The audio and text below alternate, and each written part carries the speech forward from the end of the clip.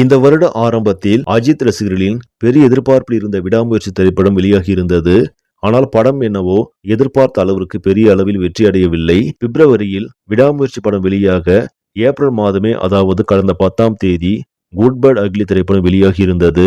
இந்த நிலையில் இசையமைப்பாளர் இளையராஜா அஜித்தின் குட் பேட் அக்லி படத்தை தயாரித்த மைத்ரி மூவி மேக்கர்ஸ் நிறுவனத்திற்கு நோட்டீஸ் அனுப்பியுள்ளார். படத்தில் இடம்பெற்ற ஒத்த ரூபாயும் தாரேன், இளமை இதோ இதோ, என் ஜோடி மஞ்சக்குருவி ஆகிய பாடல்கள் பயன்படுத்தப்பட்டிருந்த நிலையில் அதற்கு 5 கோடி நஷ்டஈடு கேட்டு நோட்டீஸ் அனுப்பியுள்ளார். இது தற்போது படக்குழுவினரை அதிர்ச்சிக்கு உள்ளாக்கி இருக்கிறது. சமீப காலமாக தன்னுடைய பாடல்களை யார் பயன்படுத்தினாலும் பாரபட்சம் பார்க்காமல் இளையராஜா வழக்கு தொடர்ந்து நஷ்டஈடு கேட்டு அதனை பெற்றும் வருகிறார்.